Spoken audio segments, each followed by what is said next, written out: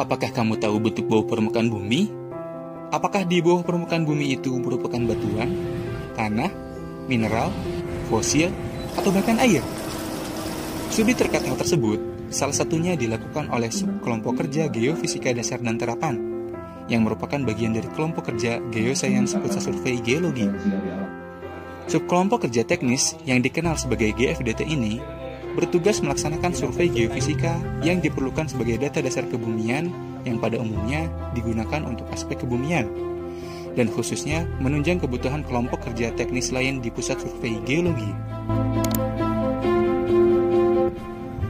Survei geofisika yang dilakukan oleh GFDT mengintegrasikan berbagai metode geofisika, baik metode aktif maupun metode pasif.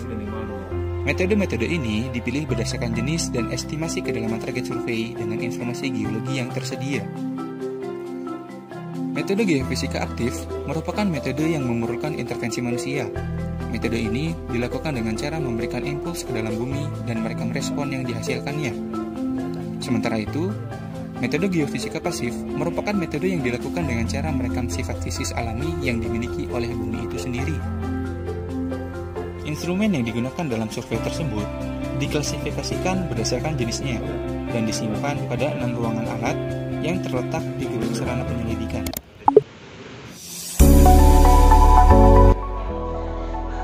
Ruangan pertama adalah ruangan magnetotelurik dan geolistrik. Magnetotelurik merupakan salah satu metode geofisika pasif yang memanfaatkan medan elektromagnetik bumi.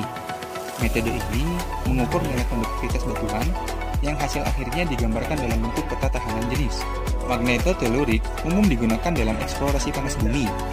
Metode ini juga mulai dikembangkan untuk eksplorasi migas serta pemetaan potensi geopark, karena dapat menggambarkan properti fisik batuan dari cakupan yang dangkal hingga yang dalam.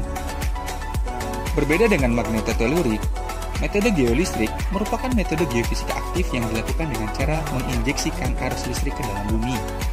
Metode ini mengukur nilai tahanan jenis batuan dan sering digunakan dalam survei skala dangkal, misalnya dalam eksplorasi air tanah atau pemetaan daerah rawan longsor. Ruangan kedua adalah ruang GPR. GPR atau Ground Penetrating Radar merupakan metode elektromagnetik aktif yang mengukur nilai konduktivitas batuan. Konsep dari metode ini mirip dengan metode seismik aktif, hanya saja sumber yang digunakan adalah transmisi gelombang elektromagnetik non-alami dengan rentang frekuensi tertentu. Karena cakupannya yang dangkal, GPR umumnya digunakan dalam deteksi retakan pada objek vital seperti bangunan dan bendungan, serta pencarian objek peninggalan sejarah dan arkeologi. Berbeda dengan kedua ruangan sebelumnya, ruang seismik digunakan untuk menyimpan instrumen yang berkaitan dengan metode seismik. Metode ini memanfaatkan penjalaran gelombang seismik yang bertujuan untuk mendeteksi nilai kecepatan lapisan batuan di bawah permukaan. Metode seismik terbagi menjadi banyak spesifikasi studi dengan sumber dan parameter respon yang berbeda. Dalam beberapa tahun terakhir, GFDT banyak terlibat dalam pengembangan metode seismik pasif, utamanya dalam studi mikrotremor, pasif seismik tomografi, dan beberapa studi terkait lainnya. Studi tersebut dapat digunakan dalam berbagai bidang, mulai dari seismotektonik, geotektonik, hingga mitigasi bencana. Ruangan selanjutnya adalah ruang magnetik. Metode magnetik sebagai salah satu jenis metode pasif digunakan untuk mengukur nilai kerentanan magnetik batuan di bawah permukaan. Metode ini dapat digunakan untuk memetakan zona mineralisasi yang penting dalam eksplorasi sumber daya mineral, serta digunakan dalam studi pendahuluan pada eksplorasi migas dan panas bumi. Metode magnetik umumnya dikolaborasikan dengan metode graviti yang memiliki ruang bersebelahan. Metode ini mengukur nilai percepatan gravitasi relatif di permukaan bumi untuk mengestimasi nilai densitas batuan yang ada di bawahnya. Selain digunakan dalam studi pendahuluan eksplorasi migas dan geotermal, metode ini juga dapat digunakan untuk menunjang studi geologi regional. Dalam pelaksanaan survei geofisika, diperlukan informasi terkait posisi geodetik dan ketinggian dari titik pengukuran. Informasi tersebut diperoleh melalui GPS. GFDT memiliki dua jenis GPS, yaitu GPS absolut dan relatif.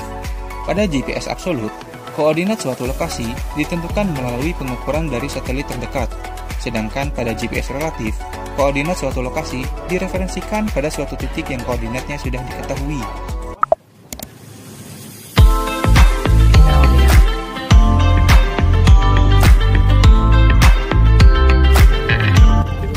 Instrumen yang digunakan dalam survei geofisika harus melalui tahap uji coba alat, bertujuan untuk memastikan kesiapan alat dan operator sebelum terjun ke lapangan.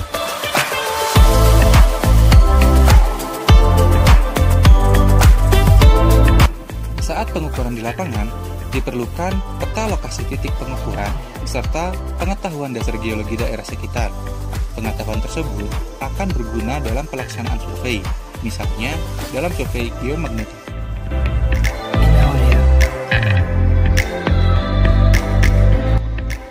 Dalam survei geomagnetik, dipilih tipe pengukuran base rover yang menggunakan 2 magnetometer secara simultan. Satu alat diletakkan di titik base yang akan merekam data setiap 2 menit, sedangkan alat lainnya bergerak dari satu titik pengukuran ke titik lainnya. Alat ini umumnya disebut rover. Di awal pengukuran, alat rover akan mengukur di base terlebih dahulu. Pada tiap titik dilakukan 3 kali pengambilan data dengan tujuan mendapatkan nilai medan magnet rata-rata. Pada tiap titik dilakukan pencatatan koordinat. Nantinya, setelah semua titik selesai diukur, alat rover akan mengukur kembali di titik base. Prinsip ini disebut looping dan akan berguna dalam tahapan pengolahan data.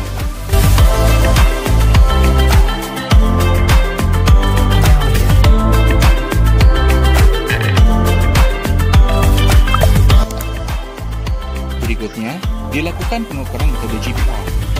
Pengukuran dilakukan pada satu lintasan secara bolak-balik. Sebelum dilakukan pengukuran, alat perlu disetting dengan cara memasukkan parameter kecepatan rombat gelombang elektromagnetik. Penentuan nilai kecepatan ini didasarkan pada informasi geologi lokasi pengukuran.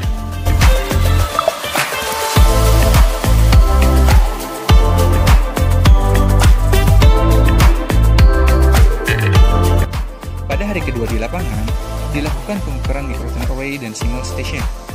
Pada microton array, seismometer dipasang dengan pola tertentu.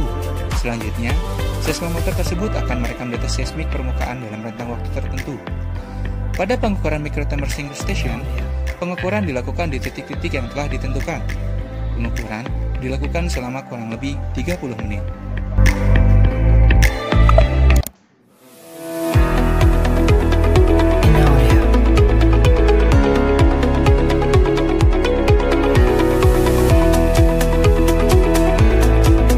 Setelah dilakukan percobaan alat dan pengukuran beberapa alat di lapangan seperti geomagnetik, GPR, dan mikrotremor, maka data dari hasil pengukuran tersebut akan diolah sedemikian rupa, sehingga nantinya akan dihasilkan output data geofisika yang berguna untuk data dasar penyelidikan kebumian yang dapat dimanfaatkan oleh akademisi, perusahaan, instansi pemerintah, maupun pihak-pihak yang membutuhkan data tersebut.